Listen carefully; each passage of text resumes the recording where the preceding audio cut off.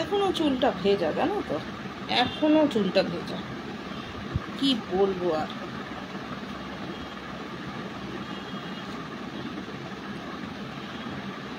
এখনো ভিজে আছে চুলটা। হ্যালো,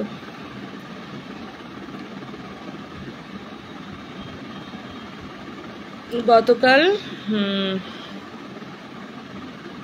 গতকাল ছিল 21শে জুলাই নাকি জানি না, যাই হোক, গতকাল যখন টিভি দেখছি একটু একটু দুপুরের দিকে, আমি তো সাধারণত আমি টিভিটা মানে প্রায় দেখি না, বুঝেছ। মা নিয়ে বসে, মায়ের মতো চ্যানেল ঘোরায়, যা দেখা টাকা, আমি অত টিভি দেখি না, মানে দেখি না বলতে পারো টিভি আমি। তো খেতে বসেও তো দেখি না, ঘাড় ঘুরিয়ে দেখতে হয়, আমাদের টিভিটার সেটিংটা এমন জায়গায় না, খেতে বসলে আর মানে ঘাড় ঘুরাতে হয় এভাবে, তো দেখি না। আর দেখলেও আমি দেখি ওই ধরো সিআইডি এইসব আমার ভালো লাগে, তো দেখি না। কালকে কি জানি একটা কথা বলছিলাম, খেতে বসার পরে উঠে দাঁড়িয়ে কি একটা কথা বলছি বা এরকম কিছু, বা খেতে বসে আমার টিভিটা অন্যদিকে, মানে পিছন এইভাবে ঘাড় ঘুরিয়ে দেখতে হবে খাবার ঘরেই। ওমা, হঠাৎ করে শুনছি ওই যে বাংলাদেশে যে ফ্লাইটটা ওই হয়েছে, মানে অন্য খবর দিচ্ছিল, অন্য খবর দিতে দিতে হঠাৎ করে ফ্লাইটের খবরটা, যে মাউন্ট কলেজটার মধ্যে যে ভেঙে পড়েছে ঢাকায়। আমি ভাবছি কি যে বলে না হঠাৎ করে ব্রেকিং নিউজ, এবার ব্রেকিং নিউজ করে যে ছবিটা আসে ওটা তো আমি দেখতে পাচ্ছি না, আমার পিছনে তো টিভিটা, হ্যাঁ। এবার আমি ভাবছি কি এমনি কোন জায়গার কথা বলছে, ঢাকার কথা নাকি, আমি আবার দেখছি কোন চ্যানেল বলছে, হ্যাঁ, মানে এরকম সে কনফিউজ হয়ে যাচ্ছি, কারণ বলছিল রাজনীতির কথা, চলে গেল হঠাৎ করে ফ্লাইটের কথা, কি মানে কি যে কি হচ্ছে হঠাৎ করে, আবার অনেকটা আমাদের ওই আমেদাবাদের সাথে মিলে যাচ্ছে যে একটা স্কুলে পড়েছে, তো আমি ভেবেছি কি বোধহয় আগের খবরই দিচ্ছে, মানে আমেদাবাদের খবরটাই দিচ্ছে কোনোভাবে, হয়তো নতুন করে এই হয়েছিল ওই হয়েছিল, দেয় তো অনেক সময় যে ওদের বড় খবরের মধ্যে 3 মিনিট 2 মিনিটের সময় অন্য খবর দেবো, আমি তখন বোধহয় আমেদাবাদের খবরটা দিচ্ছে একদম সেম। আবার শুনছি ঢাকা, আবার শুনছি কিছু বাচ্চা, আমি আর ওই করতে পারি না, আমি দাঁড়িয়ে দাঁড়িয়ে ওই মানে একটু শুনছি, তারপরে না মানে তাও আমি মানে ভাবতে পারিনি এটা একটা রিয়েল ঘটনা, ভেবেছি আগের কোনো ঘটনা না, ইসরায়েলের ঘটনা, এখন তো যুদ্ধ বিগ্রহ হচ্ছে, আবার বলছে একটা যুদ্ধ বিমানের মতো মানে প্রশিক্ষণে কী সব জানি। তারপরে না মা এসে কী জানি একটা করছে অনেক পরে, মা বলে কি শোনা দেখেছিস বাংলাদেশে এরকম হয়েছে, আমি তাহলে সত্যি, আমি তো শুনেছি অনেকক্ষণ ধরে, আমি তো অনেকক্ষণ ধরে শুনছি ঘটনাটা, কিন্তু আমি জিনিসটা বুঝতে পারছি না যে এটা সত্যিই বলছে না কি, মানে কনফিউশন ওই হয়ে যাচ্ছে না। তারপরে মানে হ্যাঁ বললো একটা বাচ্চাদেরকে তার গার্জিয়ানরা নিতে এসে দাঁড়িয়েছিল তখন, মানে সকালের দিকে বোধহয় একটা বাচ্চাদের স্কুলের মতো হয়, তারপর ওটা একটা কলেজ, অনেক কলেজেরই সকালের দিকে হয়, বাচ্চাদের স্কুল হয় বা স্কুল থাকে একটা বিল্ডিংয়ে কলেজ হয় না, আবার অনেক কলেজ তো 3 ভাগে এমনিতেই বিভক্ত থাকে, নাইট কলেজ হয়, দুপুরের দিকে দেখা যায় ছেলেদের, সকালের দিকে দেখা যায় মেয়েদের, হয় না, এরকম তো হতেই পারে, তাই না। আমি ভাবছি কি রে কি বলছে এরা, আমি আবার মানে সেকে বলছি কি যে এই যে বলছে এগুলো কি মানে, মা বলছে হ্যাঁ রে আমিও তো দেখছি, বলছে যে এরকম হয়েছে এই হয়েছে ওই হয়েছে, মাও মানে কনফার্ম হতে পারছে না। তারপরে যাই হোক কনফার্ম হয়ে আমি বাংলাদেশের খবরটায় কনফার্ম হওয়ার পরে দাঁড়া এটা একটু সেটিং করে নিই, সেটিং করতে পারি না তো, মুশকিল তো এইখানে, নেই তো কিছু না আমার, দাঁড়া একটু সেটিং না করলে না আমি মানে খুব নিচু করে কথা বলতে হচ্ছে, তো আমার অসুবিধা হচ্ছে, এইবার বোধহয় হয়েছে। আমি বলছি বাংলাদেশের এটা কী কথা বলছে যে বাচ্চাদের স্কুল ভেঙে পড়েছে, বাচ্চাদের গুলিয়ে দেখছি কি মানে নিয়ে দৌড়াচ্ছি, চিৎকার চেঁচামেচি, মানে আমি একেবারে আমেদাবাদের মতো, হ্যাঁ। আমি ভেবেছি আমেদাবাদের কোনো একটা ঘটনার ক্লিপিং দেখাচ্ছে টিভিতে, আমি হ্যাঁ কালাম, গুড ইভিনিং। তারপর আমি ভেবেছি কি যে বোধহয় আমাদের আমেদাবাদের প্লেন ক্র্যাশের কিছু একটা দেখাচ্ছে, তারপর দেখি কি না বাংলাদেশে, তখন না আমার না বুকের ভিতরটা শুভ সন্ধ্যা মোটামুটি আছে, তারপরে না শোনো না কালাম, আমি না ভেবেছি কি আমাদের আমেদাবাদ থেকে, তারপর দেখি বাংলাদেশের ঘটনা। তখন জানো তো আমার না একটা মনের মধ্যে মানে একটা মনের মধ্যে না একটা নাড়া দিয়েছে। কি নাড়া দিয়েছে আমি আমি কেন, তোমরাও বোধহয় ইন্টারনেট খুললেই এখন দেখতে পাচ্ছ যে 2025 সালটা খুব খারাপ।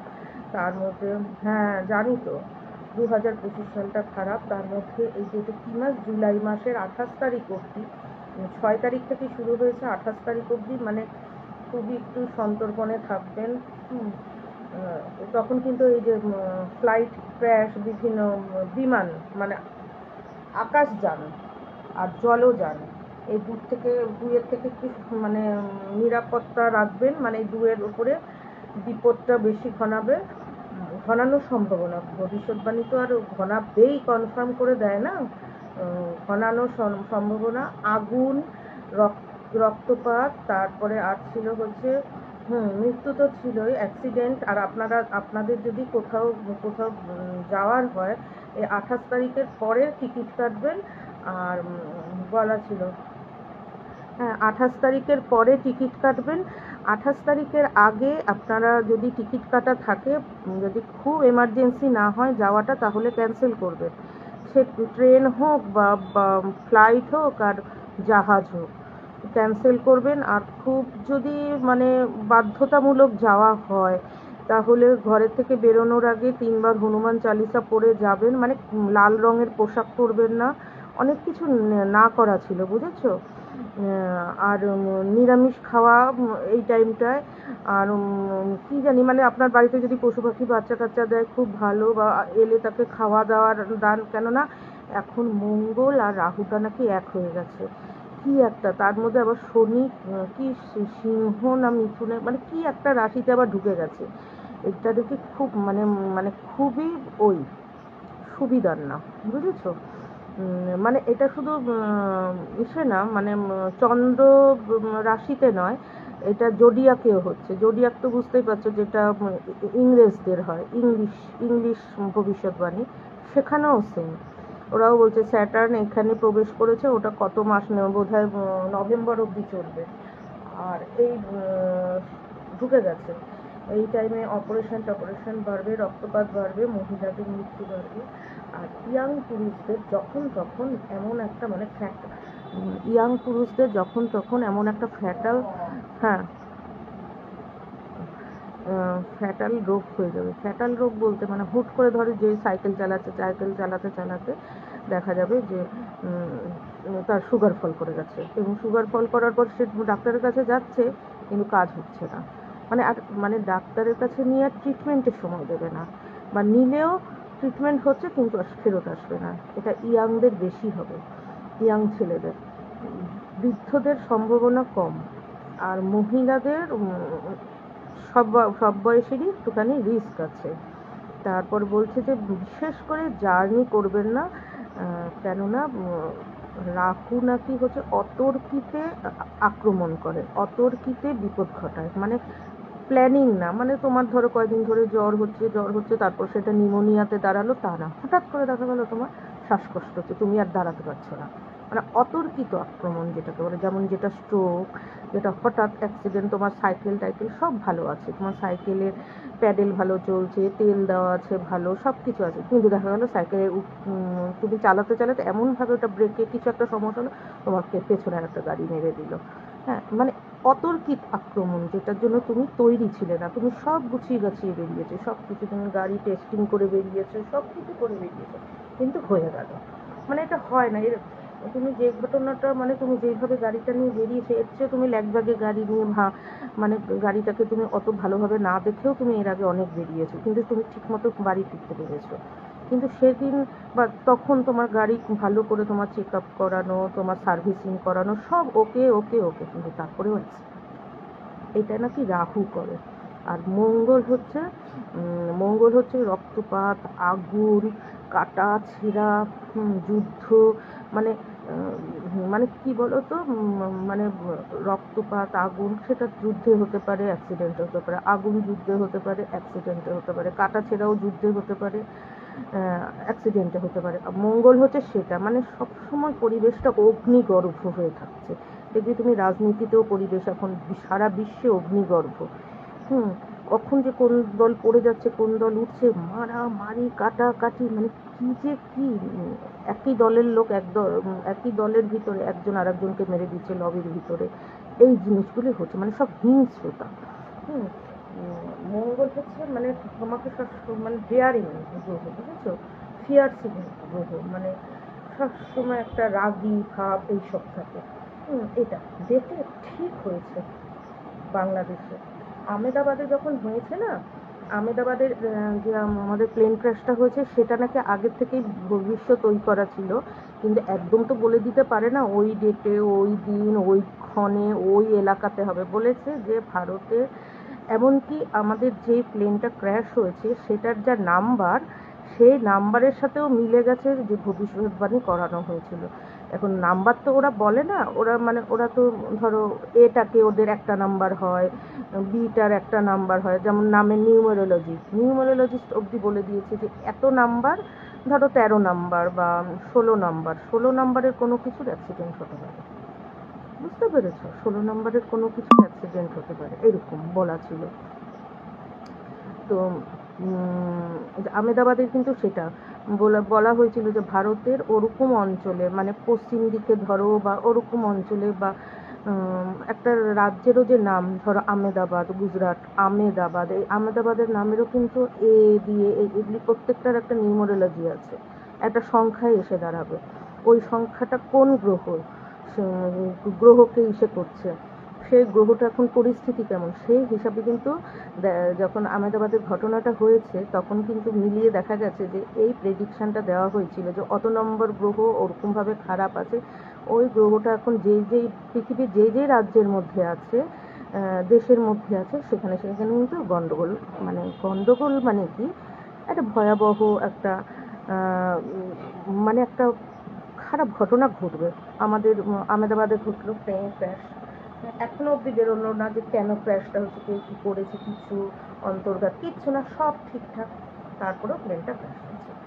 তারপরে দুবাইয়ে কোথায় আগুন জ্বলে উঠলো, ওটা ওই সংখ্যার মধ্যে এসে গেছে। দেখো এটা তো না হয় ভারত, দুবাই তো অন্য একটা দেশ, সেখানে হয়েছে। আবার আরেকটা কোন দেশে হয়েছে, তারপর আমাদের কেদারনাথের ওখানে প্লেন ক্র্যাশ হয়েছে, আরেকটা যে কি জানি হেলিকপ্টার, দেখেছো, আকাশযান, বারবার এখানে বলেছে আকাশযান জলযান থেকে সরে থাকবেন, এখন আকাশযান জলযান থেকে সরে থাকবেন, এই দুটো সুবিধার নেই এখন, বুঝতে পেরেছো। তারপর তো দেখেছো আফ্রিকার এমন একটা অঞ্চল যেখানে আফ্রিকার কোন একটা ভিতর দিয়ে কোনোদিন ওখানে আগ্নেয়গিরি হয়নি, আগ্নেয়গিরির পাহাড়ও ধরা পড়েনি, কিন্তু মাটি থেকে মাটি চিরে চিরে চিরে চিরে এরকম করে ওটার ভিতর থেকে সে গরম হলকা বেরোচ্ছে, মাটির চিরে চিরে গেছে। হ্যাঁ, তাহলে এইগুলি হচ্ছে এই জন্য মঙ্গল আর রাহু, মানে আগে থেকে কেউ জানে না, কিছু জানে না, ওখানে হবে কি করে বুঝতে পারে না, হঠাৎ করে আগুন বেরোচ্ছে, এই জিনিসগুলি, এই বছরটা খুব খারাপ। আর আমি যখন কালকে আমেদাবাদের ঘটনাটা, তোমাদের বাংলাদেশের ঘটনাটা দেখেছি, আমি ভাবছি মানে একদম সেম টু সেম, ভাবতে পারো আমাদেরও তো পড়েছে যে সেটা হোস্টেলটা ডাক্তারিদের হোস্টেল, মানে ডাক্তারি স্টুডেন্টসরা থাকে, সবে টিফিন করতে বসেছে, দুপুরে ভাতটা খেতে বসেছে, কি অবস্থা ভাবতে পারো। ওখান থেকে এরকম তো প্লেন ওইখান থেকে প্রচুর উড়ে গেছে, মানে সারা জীবন বোধহয় বছরে বোধহয় 100খানা প্লেন যায়, কোনো দিন কিছু হয়নি, তাহলে তো চিন্তাই থাকতো যে এখানে আমার ঘর বাড়িটা করবো না, কী করে পড়ে গেল। তাহলে ঢাকার যে এই মাউন্ট স্কুলটার মধ্যে পড়েছে, তাহলে তো ওরা ওখানে স্কুলটা তৈরিই করতো না, কলেজটা তৈরিই করতো না, তার মানে কোনো দিন হয়নি। কিন্তু কীভাবে, মানে ভাবনার অতীত, লোকে বলে না যে এইখানে এটা করেছো, দুয়ারের সামনে নারকেল গাছ রেখো না, মাথার মধ্যে নারকেল পড়তে পারে, তাহলে এটা একটা বিপজ্জনক, আমরা নিজেরাই জানি এটার এই সিমটম। আর যেখানে তোমার কোনো সিমটম নেই সেখানে যদি কিছু একটা করে একটা কিছু হয়, সেটা অস্বাভাবিক না। আমি কালকে দেখে ভাবছি, তার মধ্যে এমনি যখন ইন্টারনেট ঘাঁটছি দেখছি কয়েকজন বাংলাদেশেরই পোস্ট দিয়েছে, কেউ হয়তো নার্স, কেউ হয়তো খুব কষ্ট পাচ্ছে, হ্যাঁ, লেখা জল, মানে যে কোনো আগুনের জায়গায় তো জল দিতে হয় আগে নিয়মে, সেই জল যে বিক্রি করছে, কয়েকজন বিক্রি করতে এসে কোথায় আরও বালতি বালতি জল বাড়ি থেকে নিয়ে আসবে, হ্যাঁ, বা কোনো কোম্পানি যে আমি এই টাইমে দিতে থাকি, ছাড়তে থাকি জলগুলো। হ্যাঁ, আমার দোকান তাতে যদি আমার 10,000 টাকার জল সেই দিনের সব বেরিয়ে যায় যা। হ্যাঁ, মোটামুটি খাচ্ছি, ওষুধ তো খাচ্ছি। কয়দিন আবার একটু ওই করছিল শরীরটা। তারপরে সেখানে জল 600 টাকায় বিক্রি করেছে। এটা কি ধরনের, মানে এরা আমি ভাবি এরা নরক, মানে এদের মরে যাওয়ার পর নরকে যাওয়া উচিত না। এরা যতদিন বেঁচে থাকবে পৃথিবীটা যেন ওদের কাছে নরক হয়ে থাকে, মানে এত কষ্টে বাঁচুক। হ্যাঁ, নিজের জাত, নিজের ধর্ম, নিজের দেশ, মানে ভাই ভাই তো এরা একটু বুকে বাঁধলো না যে জলটা বিক্রি করব। দ্বিতীয় ভাবে কি এখানে এখন একটা নড়বড়ে অবস্থা হয়েছে, এইটুকুনির মধ্যে আমি যেটুকুনি আয় করে নিতে পারি, মানে কিহারে নির্মম। অথচ গ্রুপ লাভ করলে তোমার জাহান নামে যাবে, তুমি এই করলে জাহান নামে যাবে, বেপর্দা হলে জাহান নামে যাবে। আর এগুলো কি, এগুলো শিখলো কি করে? কিছু হলে মাথায় গুলি করে দিচ্ছে। তা যারা উগ্রপন্থী আছে তারা এদেরকে গুলি করতে পারছে না যে হ্যাঁ এই টাইমে তোমরা ইসে করবে না, এগিয়ে আসবে না? কোথায় বিক্রি করছে ভাবা যায়? তারপর কতজনের বাচ্চা কাচ্চা, ইস বাবা, ফুলের মতো বাচ্চাগুলো আর বেঁচে থাকতে পারলো না। বাচ্চা দেখে তো, শিশু আর পশু, মানে পৃথিবীতে বাঁচার আর হ্যাঁ আচ্ছা, আমার মা বাবা মা যখন ভালোই যাচ্ছে, শুধু ওয়েদারটা স্যাঁতস্যাঁতে বলে একটু কষ্ট। আমি কালকে দেখছিলাম, তারপর আমাদের তার মধ্যে আবার একজন কি করেছে দেখছি, কোথায় ইসরায়েল আর মুন্ডু মাথা কি জানি প্যালেস্টাইনের কোথায় কি হয়েছে, মানে ওগুলি তো সব মানে ক্লিপিংস পাঠায় তো ওরা, ক্লিপিংসের শুরুটা শেষটা পাঠায় না। মানে ধরো দুজনের যুদ্ধ, ও নিজের ঘরে আনার জন্য যেই যুদ্ধে ধরো আমি চর খাচ্ছি, আমি সেইটুকুনি পাঠাচ্ছি, আমি যে চরটা মেরেছি সেটা পাঠাচ্ছি, বুঝতে পেরেছি? এ করে আমি সহানুভূতি ক্রিয়েট করছি। এক হাতে তো আর তালি বাজে না। হ্যাঁ, দুই পক্ষই লড়াই করছে, প্যালেস্টাইনও লড়াই করছে, ইসরায়েলও লড়াই করছে। প্যালেস্টাইন একবারও হাত তুলে বলেনি যে আমি হাত তুললাম দেখি তো আমাকে কে মারে, করেনি। প্যালেস্টাইনেরও পিছনে আরো কতগুলি দেশ যুক্ত হয়েছে, করে তো প্যালেস্টাইনই চেষ্টা হচ্ছে। হ্যাঁ, আমাকে সামনে রেখে যখন আরো 4 জন যুদ্ধ করে, মারটা তো আমিই খাই। আমি তখন যারা আমার পিছন থেকে যুদ্ধ করছে আমাকে উস্কিয়ে দিয়ে বা আমাকে সামনে রেখে, আমি তাদেরকে টেনে সামনে এনে দেবো না যে তোরা আঘাতটা পা? হ্যাঁ, এ মা, কি করে, কি হয়েছিল? মা, শুধু এর জন্য না পুষতে ইচ্ছা করে না গো।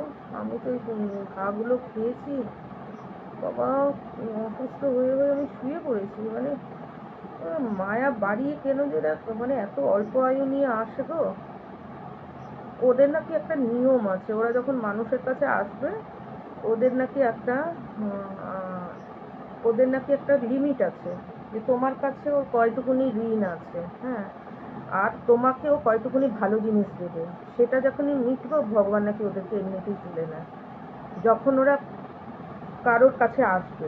মানে ধরো আমার কাছে একটা বেড়াল বাচ্চা দিল এসে থেকে, ছোট থেকে রুগ্ন, মানে ওর মা পারলে ওকে কামড়ে খেয়ে ফেলে, জানোই তো রুগ্ন বাচ্চাকে ওরা খেয়ে ফেলে। ওর মায়ের মুখের থেকে সরিয়ে সরিয়ে বাচ্চাটাকে 2 মাস করিয়েছি জানো। মানে ওর মা প্রায় দিনই মুখে করে নিয়ে যায়, আমি যদি মানে খাবারের দিয়ে একটুখানি পিছন ফিরেছে ওর মা ঘাটটা কামড়ে নিয়ে গেছে, শুধু ঘাড় কামড়ে, ঘাটটা এমনভাবে কামড়াতো ওইসব জায়গাগুলি লাল লাল হয়ে থাকতো, মানে ওকে মেরে ফেলারই ইচ্ছা ছিল ওর মা, কারণ যাতে আর সারভাইভ না করে পৃথিবীর সাথে, পৃথিবীতে ওকে যাতে লড়ে বাঁচতে না হয়। সেই কি টেনে টেনে বাঁচালাম, মরবি তোমার বেটা, আমার হাতেই মরলো। হ্যাঁ, হাতটার মধ্যে উঠলো, জল খেলো, এমন করছিল, জল দিলাম, মানে ওর জানটা আটকে ছিল, ধরে আস্তে করে মরলো। সেইটা যদি আমি অসুস্থ হয়ে যাই, কান ধরেছে আর পুষবো না। ওর দিদিটা রয়ে গেছে, দিদিটা মানে কি একই সাথে 3টে হয়েছিল, 2টো মারা গেল, একটা হাতে মারা গেল, আর একটা কি পোকা মেরুদণ্ডের মধ্যে গুটিয়ে ঢুকেছে না নাক কান দিয়ে ঢুকে মেরুদণ্ড দিয়ে বেরিয়েছে, কচি মেরুদণ্ড, মারা গেল। আর ভাল লাগে না। আর বলেছি কান মরলাম, আর আমি মানে আর পুষবো না, না না। আর পুষবো না, আসবে যাবে 50 বার আসুক, 50 জন আসুক, আমি খেতে দেবো। আর ভেতর দিয়ে নিয়ে কি খেটেছি গো, কি খেটেছি, মানে বলে না জমে মানুষে টানাটানি করেছি, মানে ওটা আমি মরতেই দেবো না। মানে যতদিন পারা যায়, যতদিন বলে না ওই যে কি করে রাখে না হসপিটালে, ওই যে হেলথ সাপোর্ট দিয়ে, হ্যাঁ লাইফ সাপোর্ট দিয়ে রাখে না, শুধু মানে নামেই বেঁচে আছে।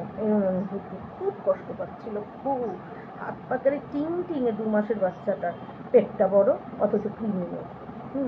টিপে খাওয়াতে হতো, ওর কি রিকেট বাচ্চা, মানে ছোট পেটের থেকেই ও অপুষ্টি, যার জন্য ওর মা সবসময় ওকে ফেলে দিত, মানে অন্য দুটো বাচ্চাকে চাচ্ছে, ওকে থাকবে না, বুঝতে পেরেছো তো? সে আমার কাছে এসেছে, আর রুগ্ন বাচ্চা জানবে, জানো রুগ্ন বাচ্চা কাছে মানুষের বাচ্চা দেখবে, রুগ্ন সেটা বেশি খিটখিট করে, কামড়ায় বেশি, আছড়ায় বেশি, ক্যাঁ করে বেশি করতো, ক্যাঁকে, আর সারাক্ষণ আমার পায়ে করতো। এইটুকুনি, ওরা দেখে তো অনেকে ভাবতো সাদা মুরগির ছানা, এইটুকুনি, পেটটা বড়, মুন্ডু ছোট, মাথা ছোট, এই রিকেট, হাত পাগুলি, সেই লেজটা শুকনা সাদা ধবধবে ছিল, করে চেঁচাতো, মানে গলা ফাটিয়ে চেঁচাতো। তারপরে কি ভালো, খুব ভালো লক্ষণ। একজন গেছে, একজন এসছে, আল্লাহ পাঠিয়ে দিয়েছে তোমাকে, উপরালাই পাঠিয়ে দিয়েছে তোমার কাছে, যে তোমার কাছে নিরাপদে থাকুক, খাক দাক, তবে না মায়া বাড়াবে না গো, অসুস্থ হয়ে পড়বে, শুধু তুমি খাবারটা প্রোভাইড করো, ওর মা ওদের মতো করে বাচ্চা হয়। হ্যাঁ, তুমি বেশি ধরাধরি করবে না, বাচ্চা তো, বাচ্চা ধরলে ওরা আবার ধরে না, ওরা ওদের মতো করে বাঁচে, তুমি শুধু খাবারটা দেবে যাতে মায়ের দুধটা হয় বেশি করে, ব্যাস। তো মায়ের দুধ খাক, তারপর মাই খাওয়া শেখাবে সব কিছু, তারপরে তুমি আস্তে আস্তে বাইরে ছেড়ে দেবে, বাইরে মানে কি তোমার উঠোন টুঠোনে ছেড়ে দেবে, ওরা ঘাস খাবে, মাটিতে গড়াবে, প্রকৃতির সাথে যদি না ওই করে বাঁচে না, মানে প্রকৃতির হাওয়াটা যদি না লাগে না, ওদের ইমিউনিটি পাওয়ার বাড়ে না, বলে না তোলা দুধে পোলা বড় হয় না, তোলা দুধের বাচ্চাগুলি খুব মানে রুগ্ন হয়, ওইভাবে ছাড়বে, ডাক্তারত্ব হয়ে যাবে। তুমি শুধু খাবারটাই দেবে, আর কিচ্ছু না, তাও খাবার দেবে ওই ক্যাটফুড দেবে না, ওইসব বিলিতি খাবারের দরকার নেই। তুমি যতক্ষণ অফিসে থাকো, যতক্ষণ বাড়ি থাকো, একেবারে যেমন মাছ যা দাও, মাছের কাটা, মাছ সেদ্ধ, ভাত, আমিষ সেদ্ধ ভাত, বাস গাদা করে দেবে, একসাথে খাওয়া শিখবে। তোলা করে রাখলে ভীষণ অসুস্থ হয় ওরা, আমি তো দেখলাম, অবশ্য আমারগুলি অসুস্থ হয়ে জন্মেছিল, তোলা রাখতে হয়েছে, আমার আগেরগুলি 8 বছর 9 বছর করে বেঁচেছিল, আর এগুলি বাঁচতে গভীরাতে এসেছে। থাক, ভালো হয়েছে। দেখো তোমার বাড়িতে ঠাকুর এসে গেছে, খুব ভালো, ভালো লক্ষণ এটা। এই এমনিতেও তুমি ভালোবাসো প্রকৃতি আর পশু পাখি, তোমার কাছেই এসেছে, দেখো, মানে উপরওয়ালা বলেছে যে একজনকে নিয়েছি তোর কষ্ট হবে, কিন্তু তোকে আমি গোনার মধ্যে রেখেছি, যে আমার জিনিস, মানে আমার সৃষ্টি, এই নিষ্পাপ এরা তোর কাছে ভালো থাকে, আমি ঠিক তোর হেফাজতেই একজনকে পাঠিয়ে দিলাম, ও তোর ওখানে বাচ্চা প্রসব করবে, খাবে দাবে, নিজের মতো করে বাড়ছে, ওই আর কি, বুঝেছ? সে আমার জানো কালকে থেকে মনটা, এমনিতে আমার এখন শরীর খারাপ যাচ্ছে, আমি তারপর আর টিভিও দেখিনি, ওইও দেখিনি, তারপর বিকেলবেলা আর থাকতে পারছিলাম না, শুধু দুপুরে কান্না আসছে, এতগুলো বাচ্চা, বাবা, বাচ্চাগুলি আর বাঁচতে পারতেছে না, এই বাচ্চাগুলি না বাঁচলে পৃথিবী তো শূন্য হয়ে যাবে। আর দেখো, এই উগ্রপন্থী যারা ধর্মীয় বিভেদ লাগাচ্ছে, রাজনৈতিক বিভেদ লাগাচ্ছে, হ্যাঁ, তারা মরে না, আর এই ছোট বাচ্চা পৃথিবীর কিছুই দেখেনি এখনো, কত কষ্টে রয়েছে, পড়াশোনা কর, খাওয়া দাওয়াতে ভেজাল খেয়ে ওর শরীরের শক্তিটুকুনি আছে, এমনিতেই তো ওদের শরীরে শক্তি নেই, একটুখানি সর্দি কাশি হলেই টিকতে পারে না বাচ্চাগুলো, হ্যাঁ, খাবারে এখন এত ভেজাল, ওষুধে ভেজাল, বাচ্চাদের নিজস্ব যে খাবার, কৌটোর খাবার বলো, হেলথ ড্রিঙ্কস বলো, সব কিছুতে ভেজাল, তো বেঁচে আছে, সেই বাচ্চাগুলো মরে গেল, আমার এত কষ্ট হচ্ছে। তারপর না একটা ছবি দেখছি যে অনেকগুলো বাচ্চা, ওই যে যেমন পশু পাখিকে দেখায় যে ওরা হিভেনে চলে যাচ্ছে, স্বর্গে, বিভিন্ন অ্যাঞ্জেল ওদেরকে ডেকে নিচ্ছে, সেই বাচ্চাগুলো যাচ্ছে, কি সুন্দর হিভেনটা, স্বর্গটা, তার মধ্যে ছোট দেব শিশুর মতো বাচ্চাগুলি হেঁটে যাচ্ছে। তারপর আমার মাথাটা তো কেমন করছিল, আমি না কলকাতায় হলে তো টিভি তো দেখতেই না, আমি না চলে যেতাম, আমাদের ওখানে মায়ের বাড়ি আছে, মানে মা শারদামণির আশ্রম আছে, আমি চলে যেতাম, বা গঙ্গার ঘাটে গিয়ে বসতাম, দেখে তারপর বুক হালকা করে আসতাম, এখানে তো পারি না। তারপরে আমি বেরিয়েছি, আমার একটু ওষুধ কেনারও ছিল। তারপর যেতে যেতে না একটা ভ্যানালা পেয়েছি। তার মধ্যে একটুখানি গিয়ে আমি বলি কি তুমি কি তোমার কি কাজ আছে? বলে কি না আমি খাটতেই বেরিয়েছি। আমি বলছি তাহলে চলো না আমাকে একটু ঘোরাও না, আমার ভালো মানে আমি কাজ করে তো আমাকে ঘরে ঢুকে যেতে হবে, ঘরে আমার থাকতে ইচ্ছা করছিল না। বলে কি হ্যাঁ ঘোরাবো, আমি টাকা দিয়ে দেবো, আমাকে একটু ঘোরাও না। বলে কি আচ্ছা। তা ঘোরাতে ঘোরাতে আমি বললাম কি যে তোমার যদি প্যাসেঞ্জার হয় যেই রাস্তা দিয়ে আমাকে নেবে তুমি, যেই রাস্তা দিয়ে তুমি আমাকে লোকালেই তো মানে মানে ভ্যানটা একটু চড়বো বেশিক্ষণ এই আর কি। নাহলে তো একটা গন্তব্যে নেমে ওকে ছেড়ে দেবো টাকা দিয়ে, সেটা না। 1 ঘন্টা আমাকে একটু ঘোরাও। তারপরে আমি তখন তুমি প্যাসেঞ্জারও নিয়ে নিও, তোমারও খুচরো কিছু টাকা হবে। বলে কি নেবো দিদি? আমি বলছি হ্যাঁ হ্যাঁ নাও। তারপর নিয়েছে, এরকম করতে করতে আমার এক পরিচিতই উঠেছে, সে তারে আবার আমার বাড়িতে রেখে মানে তার বাড়ি আবার আমার বাড়ির কাছে, মানে আমার প্রতিবেশী উঠেছে। তারপরে রেখে আমাকে নামায়নি, বলে দিদি চলে না তাও। তারপর ওকে চা খাইয়েছি, মুড়ি মাখা খাইয়েছি, আমরা দুজনেই খেয়েছি, চা খেয়েছি, মুড়ি মাখা খেয়েছি, গল্প করেছি চায়ের দোকানে বসে চা আলার সাথে, মানে মনটা হালকা করার জন্য। ভার হয়েছিল ওই টিভিটা দেখেই আমার মনটা খারাপ হয়ে গেছে, মানে টিভি দেখবোই না। তারপরে চা খেয়েছি, মুড়ি মাখা খেয়েছি, আমি ভাবছিলাম কি সিঙ্গারা খাওয়াবো। ও বলছিল একটু সিঙ্গারা খাবো, কিন্তু ওই কালকে আমাদের এখানে একটা মিটিং ছিল, যার জন্য না ও মানে দোকানদারেরা প্রোডাক্ট অল্প বানিয়েছে, সব কিছু বাই চান্স যদি বিক্রি না হয় এখানকার, কেন সব কলকাতার দিকে গেছে। তা যেটুকুনি বানিয়েছে তাড়াতাড়ি ফুরিয়ে গেছে, পাইনি। তার বললাম কি যে তুমি আর কোন দোকান আছে? বলে কি না না আমি ও যে দোকান থেকে খাবে আমাকে সেই দিকেই নিয়ে গেছিলো। তো বলে কি না আমি অন্য দোকানে খাবো না। আমি ঠিক আছে। তো চপও পাইনি, মানে ও খাবে না অন্য দোকানে, অনেকের আছে না। না আমি পাইনি। তুমি পেয়েছো? আমি তো এখনো মানে ফর্মটাই ফিল আপ করতে পারি, মানে আমি এখনো ডিজিটাল ক্রিয়েটারই হইনি। যেই যেই জিনিস দিয়ে মানে ফর্মগুলি ফিল আপ করলে, মানে যেই যে ক্রাইটেরিয়াগুলি সব করলে তবে হব, সেটাই তো আমার এখনো হয়। মানে আমি এখনো সেই করতে পারি, মানে এমনি ফেসবুক চলছে আমার। পাইনি মনিটাইজেশন, ইউটিউবেও পাইনি, এটাতেও পাইনি। ইউটিউবে যে কেন পেলাম না জানি না, এতগুলি হয়ে গেল সব, সেটা পাই না। পেতেই হবে এর কোনো মানে আছে? সে হোক না, অনেকে তো 2 লাখ 3 লাখ হয়ে যায় সাবস্ক্রাইবার, তাও পায় না। সে না পাই। তারপরে কি করেছি, তারপর ওকে নিয়ে বেরিয়েছি, ও একটু ঘুরিয়ে ফিরিয়ে এনে তারপর ওকে টাকা দিলাম। তারপর আমার পাড়ার লোকই উঠেছে, তাকে নামিয়ে দিয়ে আবার ঘুরিয়েছে, তখন অনেকগুলিও প্যাসেঞ্জার দিয়েছে। তারপরে ওদের নামাতে নামাতে মানে আমি যখন বাড়ি আসবো, আমার বাড়ি আসার পথেও অনেকগুলো প্যাসেঞ্জার হয়ে গেছে। বলে কি দিদি ওদেরকে নামাই, তাহলে তোমার একটু ঘোরা হবে। আমি বলছি আচ্ছা আচ্ছা হ্যাঁ হ্যাঁ তুমি করো। তা আমি তো বসার সামনে, ওর তো আমাকে নিয়ে কোনো সমস্যা নেই। আগে তো ও আর আমি গল্প করছিলাম, তারপর তো পেছনে লোকজন উঠেছে, তখন তো আর গল্প করা যায় না। আমিও সেটা, আমি তো সেট আপ করতেই পারিনি, সেট আপটাই করতে পারিনি, এই অবস্থা। তারপরে এত সিরিয়াসলি নিইনি না ব্যাপারটা, এই আর করবো কখন করবো না, রেগুলারিটি মেনটেন করবো না। তারপরে হচ্ছে ব্যাপার তোমার যে কোনো গান বাজনা দিয়ে দেবো, মনিটাইজেশন বলছি কি কপিরাইট এসে যাচ্ছে, তাই না? এবার কপিরাইট ও আবার এদিকে কপিরাইট এর গান ছাড়া যে গানগুলি ওগুলি ভালো না, বাদ দাও তো। আজকে এই এত কন্ডিশন দিলে করা যায় না, অন্তত আমাদের পক্ষে সম্ভব নয়। যারা এগুলোর থেকে করে মানে টোটালি ইনকাম করবো, ঝাঁপিয়ে পড়িয়ে নেমেছে, অন্য কাজ বাজ নেই, তারা করতে পারবে। আমরা তো সেটা পারবো না, না আমাদের তো হাজারটা কাজ আছে, বা আমাদের লাইফের অপশনাল কাজ আছে, মেইন কাজগুলো, এটা তো আমাদের সাইড। যে তাও সাইডে নেয় ব্যাপারটা, কারণ তোমার আমার কারোরই সাইড না। আমরা ভাবি যে ফেসবুক করছি করছি যদি 2 টাকা আসে সেইটা, বা ও মা এখন ফেসবুক করলে টাকা হয় দেখি তো, এই এই চিন্তার বাইরে তো আর না। এর জন্য আমাদের বোধহয় অতটা সিরিয়াসনেস নেই ব্যাপারটা। নাহলে তো সেটা হয়তো একে ওকে ধরে করাও যেতে পারতো, তেলটা মারেই বা কে, বা যাইতেও আমার ইচ্ছা হয়। তারপরে ভ্যানদা ভাইয়ের সাথে ঘুরে ও আবার ফোন নাম্বার দিয়ে দিয়েছে যে দিদি কখনো কোথাও, হ্যাঁ যাবো, রাখো ঠান্ডা হোক। হ্যাঁ, ও আবার আমাকে ফোন নাম্বার দিয়ে দিয়েছে যে দিদি কোথাও যেতে হলে বিকেলবেলা বলবে, বিকেলবেলা আমি ফ্রি থাকি। আমি বলছি আচ্ছা।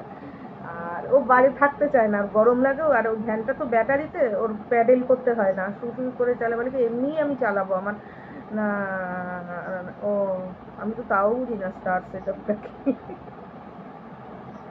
হ্যাঁ, ও বলছে যে আমি তো এমনিতেই ঘরে থাকতে আমার গরম লাগে, যতই ফ্যান চালাই। আর গরমকালে তো আমি 11টার আগে বাড়িই ঢুকি না।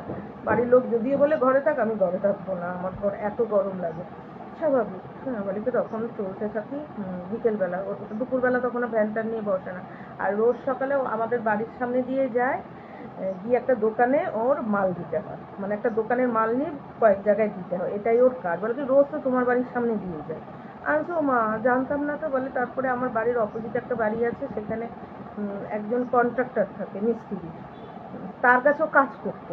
আমি যে এর জন্য আমার পাড়ার সবাই দেখি তোমায় ডাকখোঁজ দিচ্ছে, আর তোমার মুখটাও আমার চেনা চেনা লাগছে। ভালো ভালো কথা হয়েছে এর জন্য, কথা টথা। আর থাকেও বেশি দূরে না, আমাদের বাড়ি থেকে কাছে, মানে অনেক ভ্যান যেমন দূরে থাকে, ও কাছেই থাকে। আর ওর সকালবেলা ওই বেরিয়ে কাজ, ওই 8টা 9টায় বেরোয় ও, বেরিয়ে আমার বাড়িতে আসতো বেশিক্ষণ না।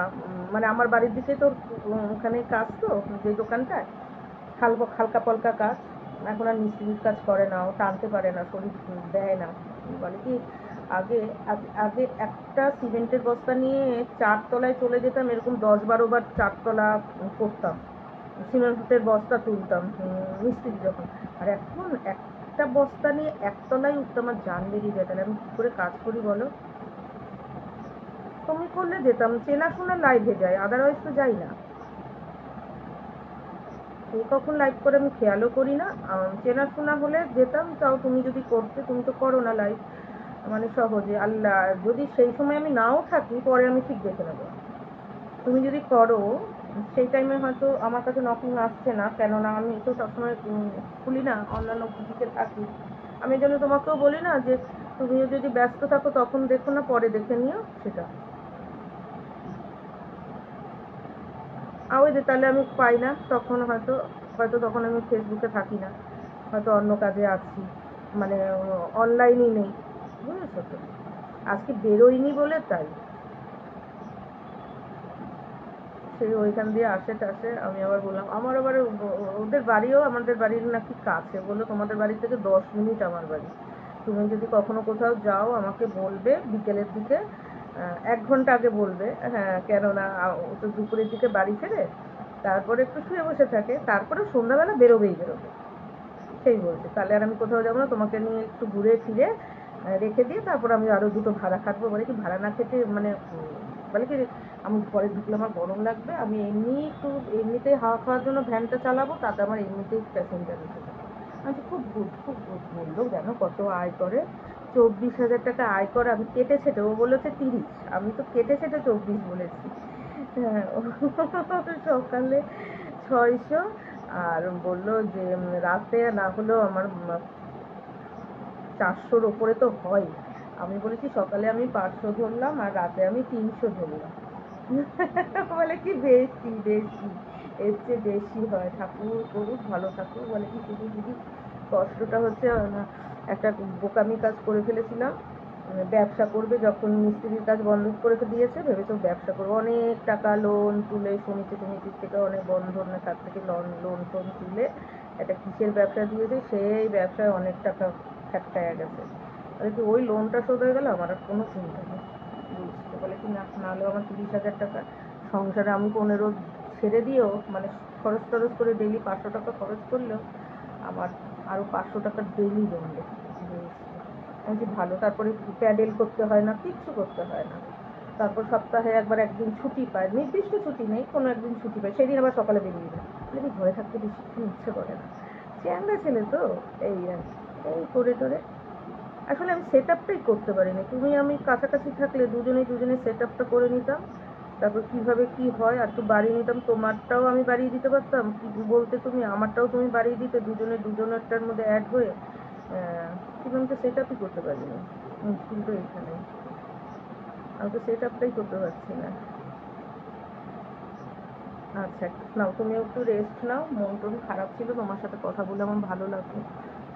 তোমার উদ্দেশ্যটাও ভালো থাকুক, বাচ্চারা ভালো থাকুক, দেশ বিদেশ না, আমরা রক্ত মাংসের ভেঙেছে তো সব পলিটিক্যাল, সব দেশ যে ভাগ হয়েছে, যে বাংলাদেশ, পূর্ববঙ্গ, পশ্চিমবঙ্গ, তো পলিটিক্সের লোকরা। সেই ইংরেজ আমলে লড়াই করলাম সবাই একসাথে, যেই স্বাধীনতাটা হলো ওকে এখানে দেবো, ওকে এখানে দেবো, কেন ভাগাভাগিটা কি দরকারটা ছিল? মানে একসাথে খেতে পারে না।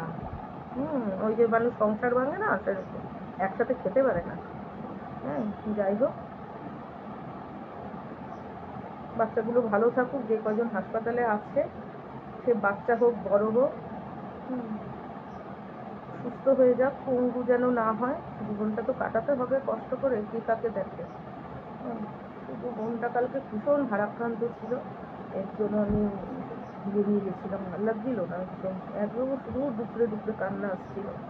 যাই হোক, আরে গায়ের মধ্যে পড়ছে গরম গরম, শিশু বাচ্চা কষ্টটা পাইছে, এক একটা কিরকম গরম পড়ছে, আতঙ্ক, ভীতি। পারি না বাবা, এসে এক সেকেন্ডে ঘুমের মধ্যে একটা ভূমিকম্প হয়ে সব শেষ করে দাও, খাও ভালো, এইভাবে মেরো না। যাই হোক, কাল আমি আসি, হ্যাঁ, আবার পরে একটু ইউটিউবে অন হবো, ঠিক আছে? তুমি পরে দেখে নিও, তাও ভালো। এখন তুমি রেস্ট নাও, ভালোভাবে থেকো, বাই বাই।